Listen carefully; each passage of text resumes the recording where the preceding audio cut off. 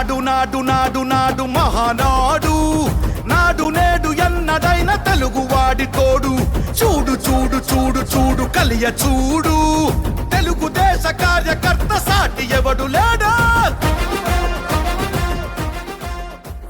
3 రోజుల పాటు మహానాడు నిర్వహించి ఎన్టీ రామారావు గారి జన్మదినోత్సవం రోజున ఆయనకి నివాళులు అర్పించి తదుపరి అన్ని కార్యక్రమాలు చేయాలి.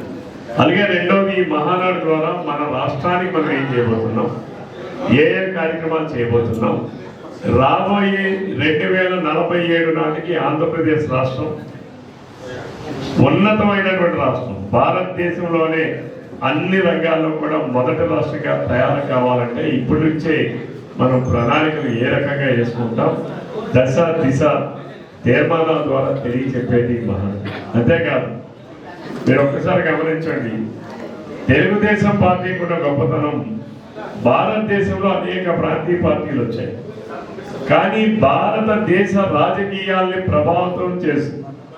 ప్రధానమంత్రులు కానీ రాష్ట్రపతులు కానీ నిర్ణయించేటటువంటి నిర్ణయాత్మక శక్తిగా కలిగినటువంటి ఏకైక ప్రాంతీయ పార్టీ అది మన తెలుగుదేశం పార్టీ. ఆనాడు ఎన్టీ రామారావు గారు కాంగ్రెస్ కు వ్యతిరేకంగా అన్ని రాజకీయ పార్టీల్ని ప్రాంతీయ పార్టీల్ని ఒక ప్లాట్ఫామ్ మీదకి తీసుకొచ్చి 1989లో నేషనల్ ఫ్రంట్ అనేటటువంటి ఒక ఫ్రంట్ ఏర్పాటు చేసి ఆ రోజు కాంగ్రెస్ పార్టీకి వ్యతిరేకంగా ఒక ప్రభుత్వాన్ని ఏర్పాటు చేసినటువంటి మహానాయకుడు ఆ రోజు ఎన్టీ రామారావు గారు.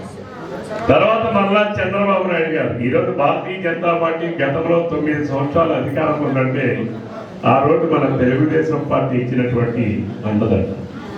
ఈరోజు కూడా కేంద్రంలో కూడా మనం అండదండలతో ఉన్నాం. అందుకనే ఈరోజు రాష్ట్రానికి అనేక పరిశ్రమలు వస్తున్నాయి. మనం కూడా చూస్తాం, కలిసి ఉంటే ఏ రకంగా ఉంది, విడిపోతే ఏ రకంగా ఇబ్బంది పడ్డామనేది గడిచిన 5 సంవత్సరాలు మనం చూసాం.